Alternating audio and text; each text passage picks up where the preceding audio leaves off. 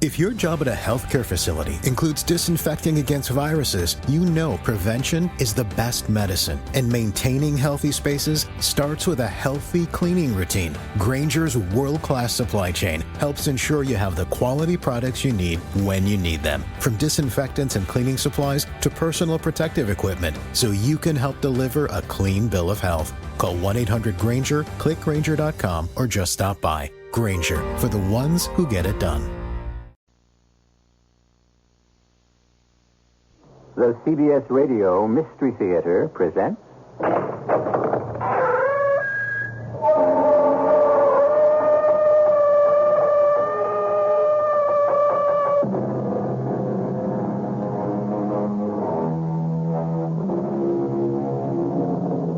Come in.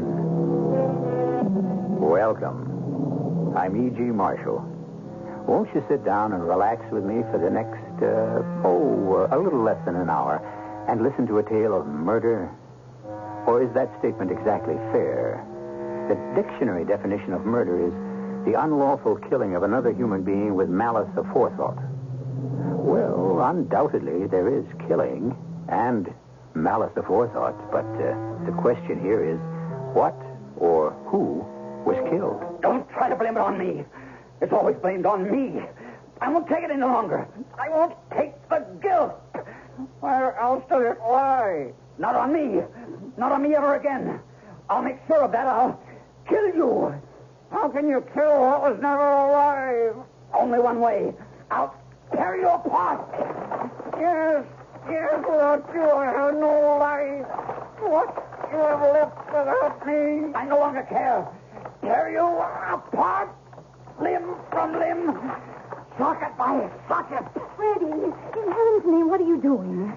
I'm destroying what is destroying me. But there is no act without the two of you. There's no me, as long as he exists. You know that better than anyone, Sarah. It's done. Forever. Maybe now I can live. Maybe it's worth murder to achieve some kind of freedom.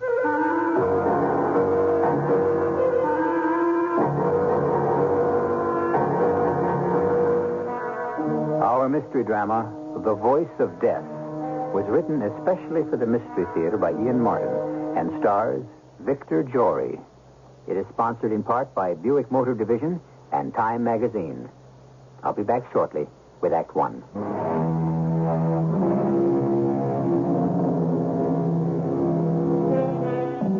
Ventriloquism, one of man's most ancient arts.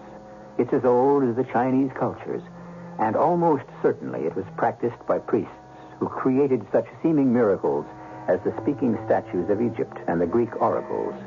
Down through the millennia, it flourished, and when it became sheer entertainment through vaudeville, radio, and TV, it reached its highest popularity. Then, as suddenly, ventriloquism suddenly lost its popularity, a fact that Janus the Great is not yet prepared to face.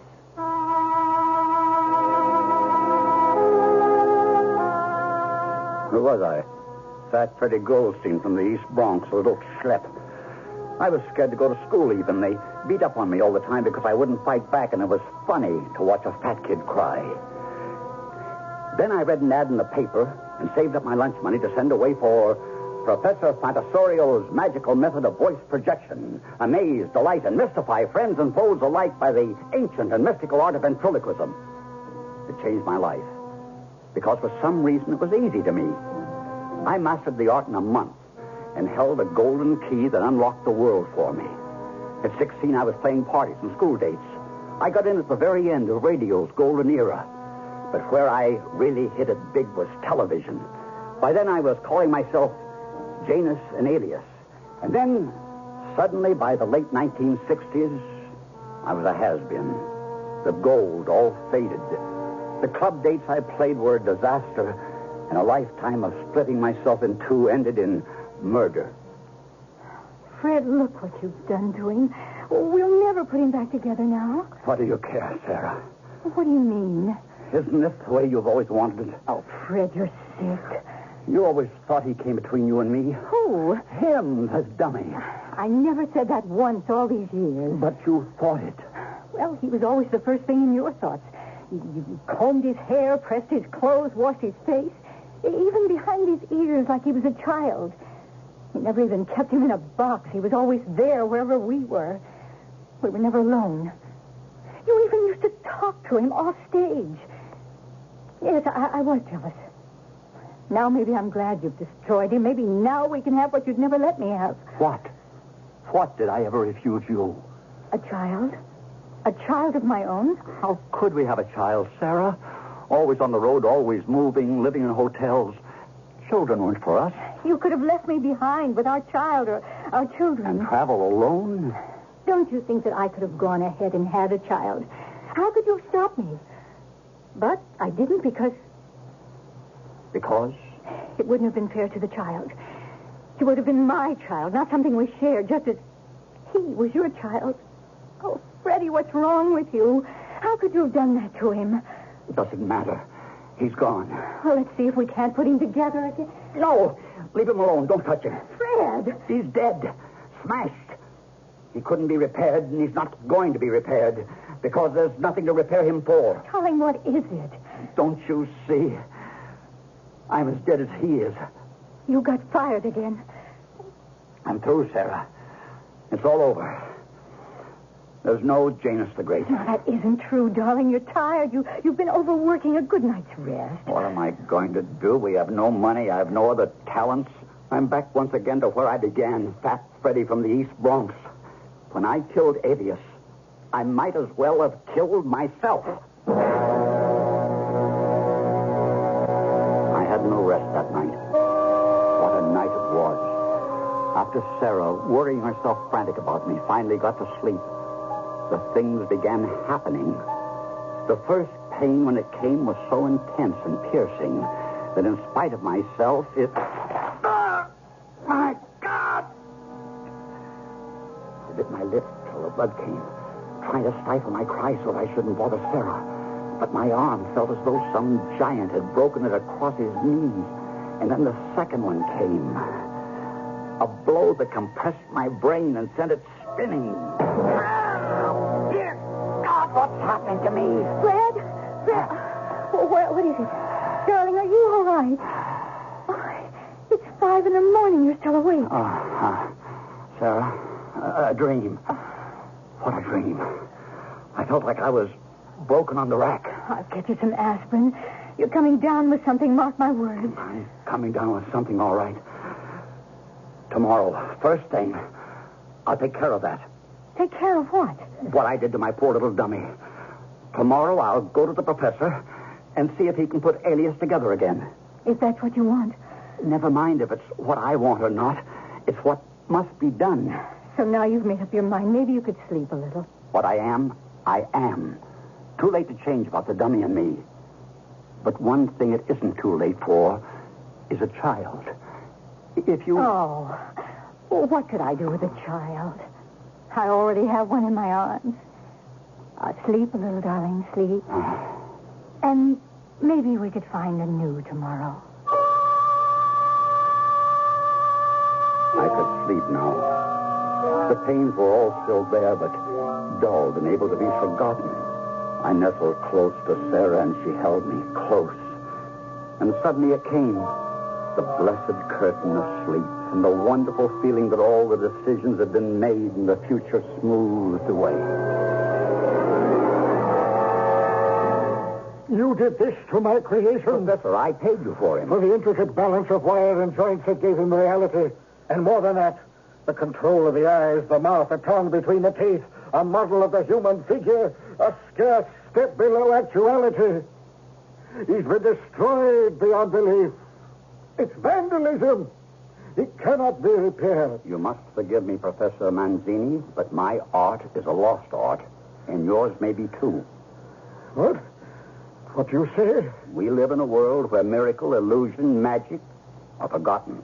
Words and symbols mean little more than what they state. We live in a world where nothing that is said, no words, no statement means anything at all. Yes, you are right about our profession. I've had my dissatisfactions, too, which have led me deeper and deeper into the recreation of form, the humanoid form, the complete replica of man. I am so near, Janus. So near. What are you saying? I've created a dummy. No, forget that awful word. A robot, half life-size, capable of everything. Movement, reaction, everything except actual speech. By electronic control, you can move this figure, activate it, make it sit or stand or bend. But to make it speak, that is beyond me. Only a master of ventriloquism can effect that. Will you lend your artistic talent to my mechanical genius and create a new miracle? Need you ask? I'm desperate. You don't have to worry any longer, Janus. Here, come with me a moment. Let me show you my new masterpiece. There he is. How do you like him? His face. It's the exact image of mine. Well, I had to have a model. Who better than you? Here, take this control. Ask him to get up and come to you. What do I call him? Well, he's you to the life. And it's a great title. The Great Janus and, Self. Yes, that's its name. Self. I am Janus. Will you come to me? Do you want me to be your master? Well, why don't you make it answer? I'm trying to, but maybe I'm out of practice. I'll try again. Do you know me? Will you answer me when I talk? If you tell me the answers. How did you find Chicago? I just got off the plane and there it was. I don't know if I want this dummy, Professor. The elements are sensational. This is only a working model. Let me build you the complete dummy and you'll thank me forever. I've told you, Professor, I haven't the money. Yes, I know. So I'll offer you a proposition. I'll build you a humanoid that will walk, move, bend, jump, do anything you ask it to. That's my contribution. All you must provide is the voice. That is beyond me. We'll go into a simple partnership, 50-50, on all our earnings. Will you accept that? I don't have to put up any money to own a humanoid that moves and acts like any other person? You will pay. Now leave. I must get to work. I will finish Self. Arrivederci, Janus. Arrivederci. How will I know? I will call you the moment he is finished. I don't know how to thank you, Professor Manzini. Oh, yes, my sometimes friend. No need to thank me. Nor will you want to when I'm finished with you. Murderer, assassin, to have killed one of my children. For that you will pay. I could have struck you dead today for what you did to one of mine. But I stayed my hand a little while. I have other plans for you than just revenge.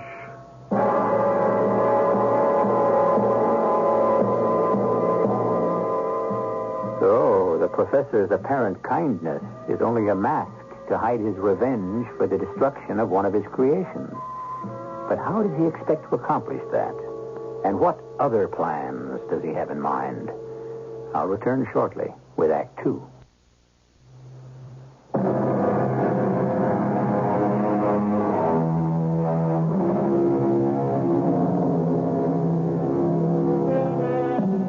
Ventriloquism. The name is a misnomer, since its Latin roots mean simply speaking from the belly. In actual fact, the illusion is produced by depressing the vocal cords, pulling the tongue inside the mouth to create words, and by keeping the lips from moving. Still, practiced by a master, the illusion is indistinguishable from reality. So much so that the great English philosopher Henry Moore was moved to say, "Who knows But some of his counterfeit ventriloquists may prove true ones, which is another way of saying which is the dummy and which is the master.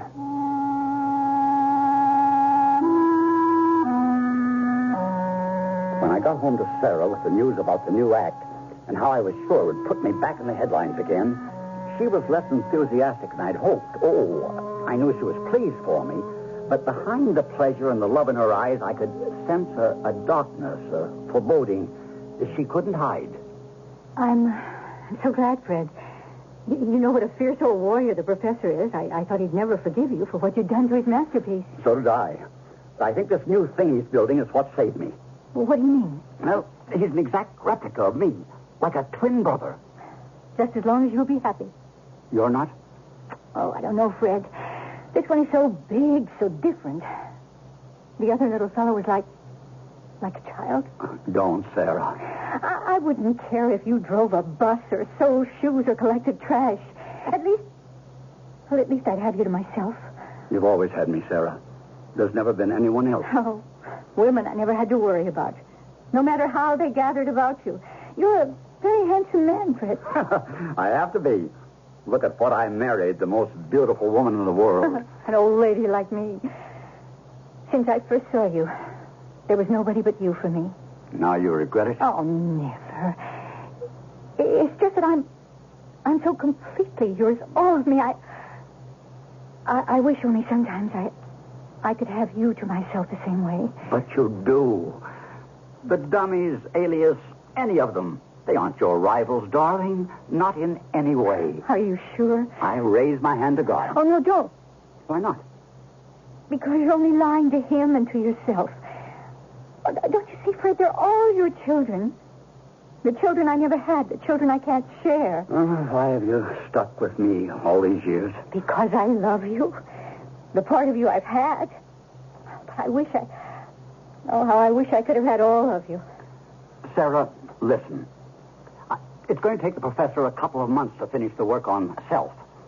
Cy Kaplan can take care of all the bookings. I've already talked to him, and he's sure we got a smash going. I got all the material I need, and Joe and Irving can be running me up some topical stuff. They'll do it on spec for me. So why don't you and me just run away? Run away? You pick the spot. Just so we have enough cash or can borrow enough to make it. Bermuda, the Bahamas, Mexico. Oh, Fred, I can be packed tonight.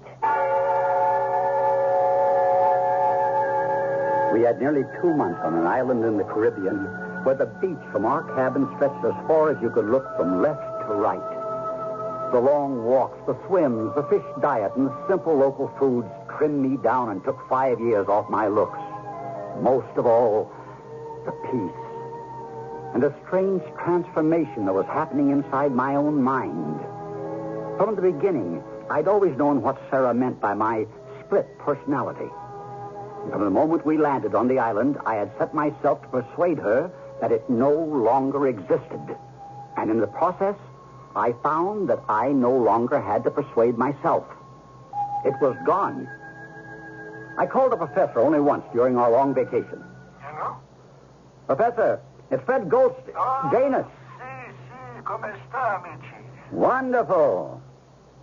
Self is not yet finished. Good. Good? I mean, only that I'm enjoying the only vacation I've ever had in my life, I so... advise you to enjoy it to the full. When I've completed your alter ego, you will have little time for play. You're that optimistic? I am that optimistic.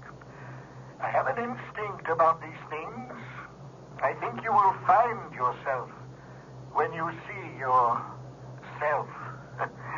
I'll send you a message soon when I'm ready. You'll come straight back? Sure, Professor, sure. Under the circumstances, I'm at your command.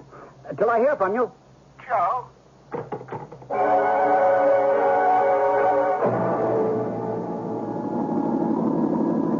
Driving back to our beach cottage from the nearest little town where there was a phone, I found a host of things running through my mind. How happy and carefree the last weeks had been. What they had meant to Sarah. Paramount over all was my return to my own personal freedom. To being my own man. Not to have to depend on a fabrication of wood, steel, and wires to which I had lent half my own personality. over which I had to split myself. It was in that frame of mind I should have decided my life. Except when I got back home, the decision wasn't mine.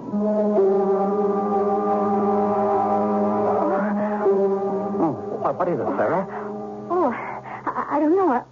I'm afraid to hope, but I heard, sir, you've got to get me to the hospital. What is it, Liebchen? Well, I think I'm making a better image for you than Professor Manzini with all his skills could ever make. I think I'm pregnant with our child, Fred. Oh, don't let anything happen to him. It was a wild trip to the local airstrip, a chartered plane and on into Nassau. Sarah had to spend 2 weeks in bed there resting before we were allowed to return home. We wouldn't have left then if it hadn't been for a flurry of phone calls. The professor had finished.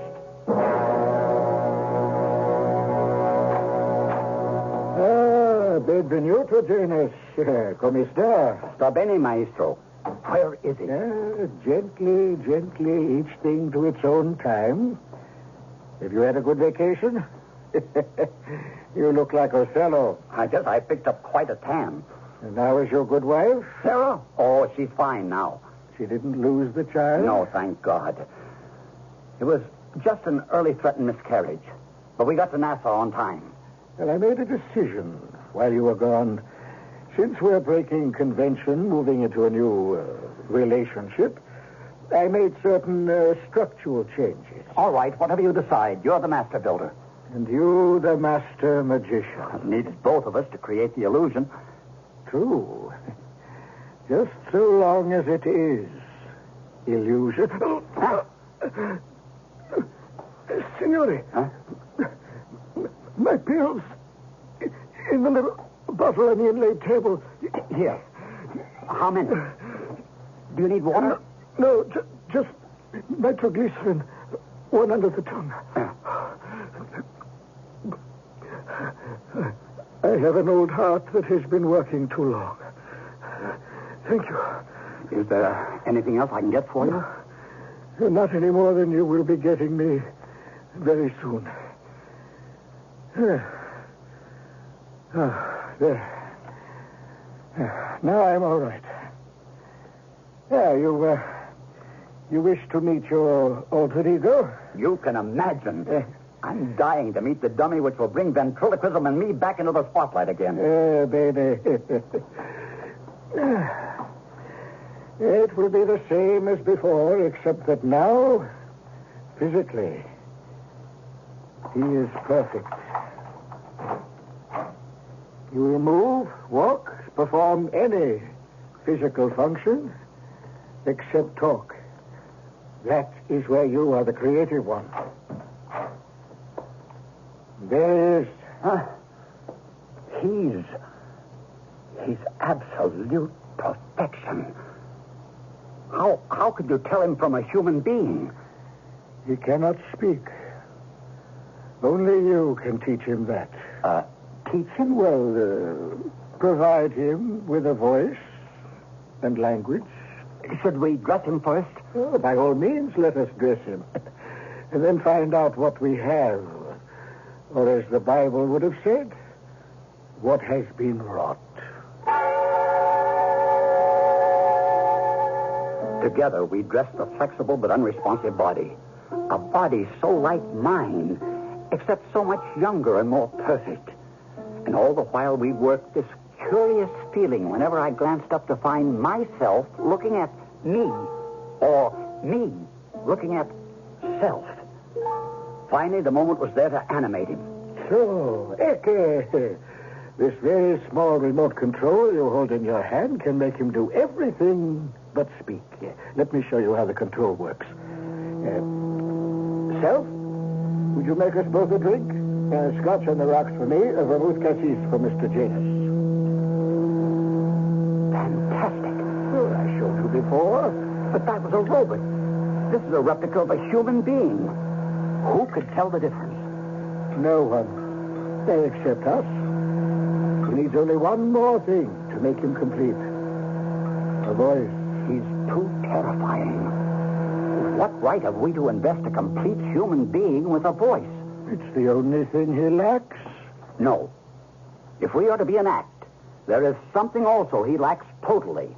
A brain. The power of thought. Whatever issues from his mouth are my thoughts. My words. Think of the magic of it all. A figure, able to move exactly as a human, engaged in a dialogue which you alone control. But how is an audience conscious of that? How do they know that there is any magic happening before them? Because at the end of the act, or before, however you build it, you turn this figure around. So, and you open this door in his back, like that, and he is revealed as a robot. A mass of gears, cams, springs, the antitheses of a human, a piece of machinery constructed of moving parts. Something nags at me and tells me there's a flaw in this. Oh, you have a mountain of debts. How else do you repay them? Well, I suppose I'm just a sentimental fool, but somehow you make me sound like Faust. You're right.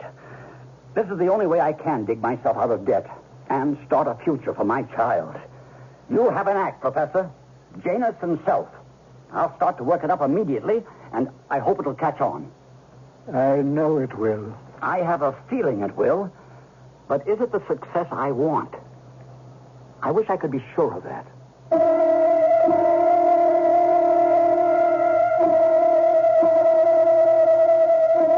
Another old-time quote on ventriloquism was one that had an evil spirit speaking in his belly. But suppose by some supernatural act the reverse were true, that somehow the ventriloquist became the victim, and that the doll, the dummy, the alter ego tipped the scales and took over from him. Let's see what happens when I return with Act 3.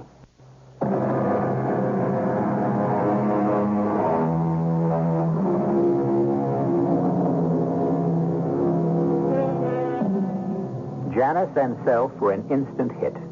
For 2 months, the act was shaped and polished and then brought into New York, where it opened to raves. Show after show was designed and built around them. International offers poured in. A countrywide tour was planned. Only 2 risks in the loot. The first had to do with Professor Manzini.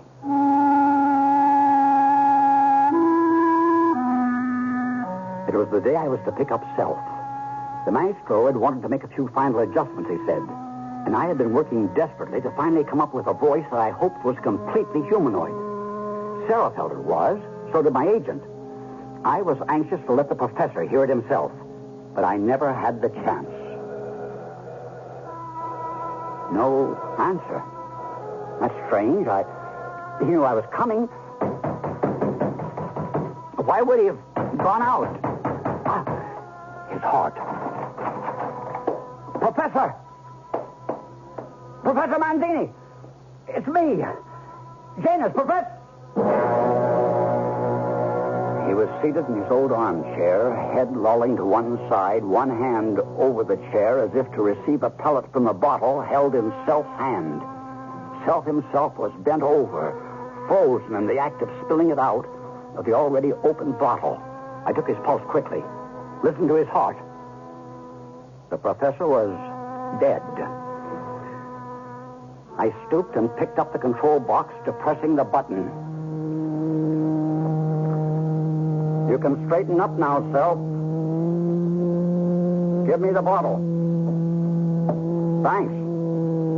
When did he die? Of course, how stupid of me. What a triumph you are that I should forget even for a moment. At a moment as crucial and heartbreaking as this, that you're only a dummy. Isn't that right? Yes, Master. That's right. I shouldn't make you call me that. Do you mind? Why should I mind? Don't you control me? Yes, I suppose I do. Except you seem so human. And a little frightening because I'm so much your twin. Wait a minute. Well, what's this? Attached to this note is a copy of my will. It makes you the executor and sole heir to all my possessions. May they bring you all you deserve. I have done everything in my power to make sure you will get everything that's coming to you. Did you hear that, Self? You're all mine now. I am all yours.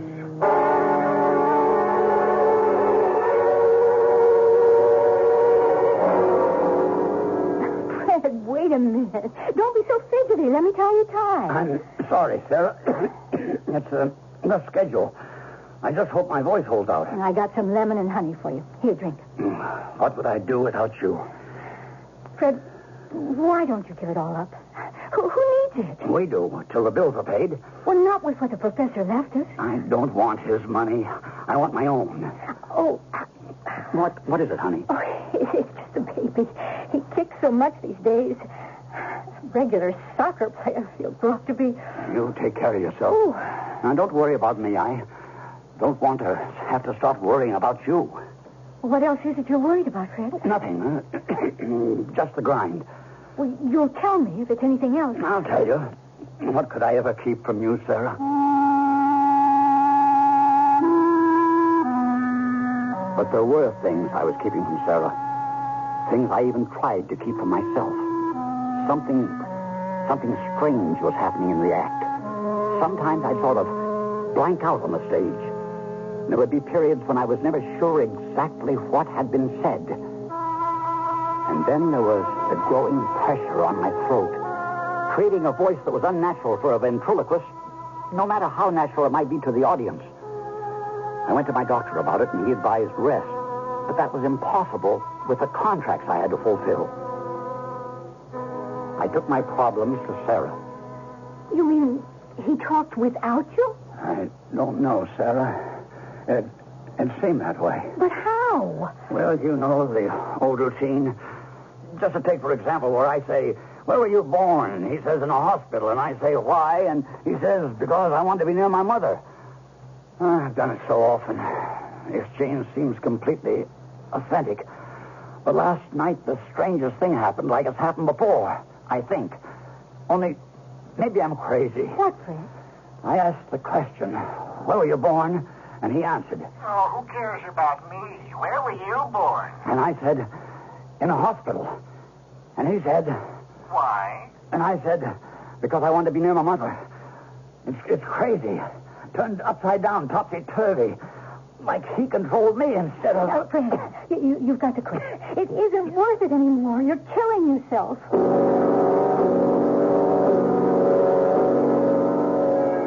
Why didn't I listen to her? But there was the child to think of and the usual obsession, money. The climax came near the end of my engagement at the music hall. These moments of blanking out in the middle of the act had become more and more frequent, and so had the visits to the doctor for my hoarseness. It took all my strength to go on this performance, except that I knew Sarah was in the audience. I loaded myself with pep pills, gargled, drank coffee by the gallon, and made my appearance. But I was so drugged, shaken out of myself, that the performance was strictly by rote, routine, mechanical, until... So, you think that's funny, do you? How can I help it? What do you mean? What you think, I think, right? Wrong. It's time you learn to think for yourself. Okay. How come if we have to pretend we're doing this silly ventriloquist act, I don't sit on your knee? That's a silly thing to say. Just like everything else I get to. Why? You're just as big as I am. That'd be ridiculous. Not any more than the rest of this act. Anyway, why do you always get to sit down and I have to stand? Don't get mad. Oh, I'm not the one who's crazy. You have to be if I sound that way. All right. If you want to sit down on my lap, come on. Thank you, Daddy. Isn't this just like old times? Let's do Sunny Boy. When there are gray skies, What can they all be, Daddy? let them all be gray skies. What'll I do with them? You'll make them blue. What's my name? Funny boy. What about your friend? When In the moment friends Fred had left the suspect prepared me, act, What'll you let I had a horrible Let them foreboding that all something suspect terrible me. was Who wrong. you still have? And for a long while I I'll sat frozen still to have my you. feet. What's my How could I stop Funny it? boy. The audience wasn't far behind me, realizing something had gone terribly How wrong. about me? And that awful thing that happens only in actors' dreams was taking place right up there on the stage. Right where? My husband, making a fool of himself and seemingly powerless to stop it. God I bless sat there to the very end. And now for the final unbelievable moment. Let me offer you the climactic proof of what you've known from the beginning. That despite the evidence of your eyes, ears, and all the other senses, there's on this stage only one living man, myself. The other is, turn around, self, the greatest living robot the world has ever known, a humanoid, complete in every sense, except that he is voiceless. Now, I open the bag to prove that he is not alive, not human, but a mechanical contrivance of human ingenuity. What's the matter? Where? This is not your night, Janus. Why don't you turn around and let the audience know the truth? Turn! Drum roll! Presto, presto! Watch and see the truth! The audience reacted as always, as the door in the dummy's back swung open. My reaction was horrifyingly different, because the door that had been opened was not in the dummy's back, but what for 20 years of married life had been my husband. What happened out there, Self? Since we are alone and the time is right, I will reveal myself. Professor. None other. I can't tell you how many bodies I've used, stolen their souls from them to house my own. The only children I've ever had are my puppets, my marionettes, my dummies. When you murdered Alias, I made up my mind to take your body and punish you in the process. I've had my revenge. I told you in my will I'd make sure you got everything that was coming to you. I think I kept my promise. But you're not finished. The curse that was laid on me is quite specific. I must find a body to occupy for at least 10 years before I make an exchange or descend to everlasting hell. The one I've taken from you will serve. You have your choice. Continue as a voiceless dummy or destroy yourself. I couldn't care less. Fred, what is it? Oh, what's the matter? I have no more use for either of you. I shall leave. Oh, Mrs. Goldstein, you might need this. What is it? The control box to make your husband move. I'll even leave you his voice, since it's become so hoarse and unpleasant. Adio. I've had my revenge. What am I to do with this? Fred, are you a robot now? I was. I should be. Except that God is merciful, and evil doesn't always triumph. What do you mean? I don't know exactly, but listen to me. You sound like my Fred again. I feel like your old Fred again, and not so old. I'm aware of blood coursing through my veins. My heart is pumping, my brain moving and reacting. Look at me, Sarah. Is there a door in my back? No, but how? It's beyond me to explain, except every time before that ghoul stole another body, the soul was lost, till this time, because there was already a body made in my image for my soul to invest. Then you are my Fred. Thanks to God. Even my voice is back. Most of all, my voice. That's the greatest irony of all. What do you mean, darling? For months I've kept it from you. But now I don't need to anymore. He, Self, the professor, whatever he was or is, stole my body and left me the image to dwell in now. And by so doing, saved my life and condemned himself. The body he left me is new and capable of long life. My body that he stole has less than a month to live. I had incurable cancer of the larynx.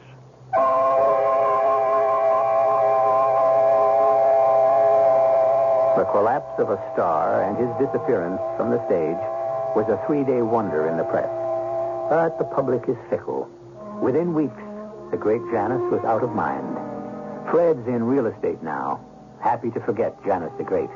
And Sarah has provided a new member for the act, a lusty young son whose voice has all the range of his father's, at least in decibels, if not in trickery. I'll be back shortly.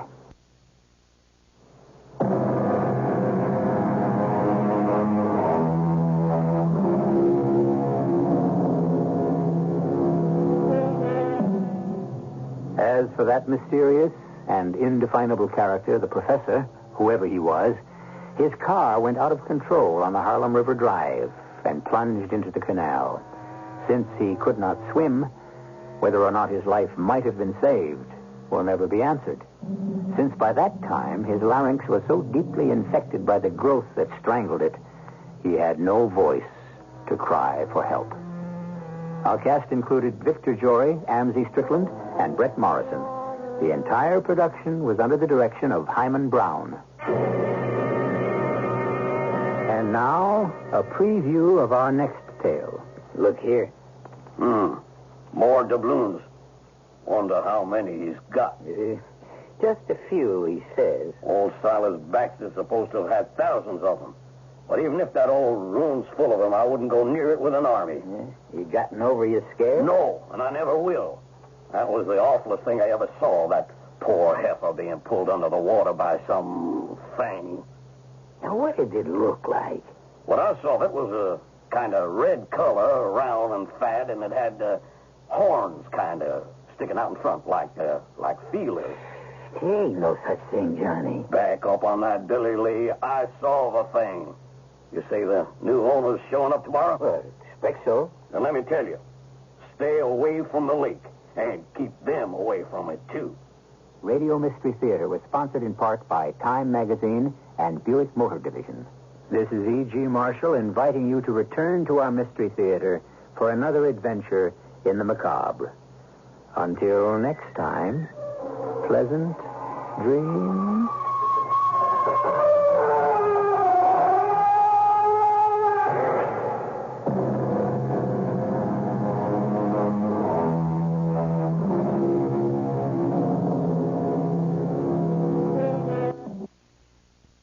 How to have fun anytime, anywhere. Step 1. Go to ChumbaCasino.com. ChumbaCasino.com. Got it. Step 2. Collect your welcome bonus. Come to Papa welcome bonus. Step 3. Play hundreds of casino-style games for free. That's a lot of games. All for free? Step 4. Unleash your excitement. Woohoo! Chumba Casino has been delivering thrills for over a decade. So claim your free welcome bonus now and live the Chumba life. Visit ChumbaCasino.com.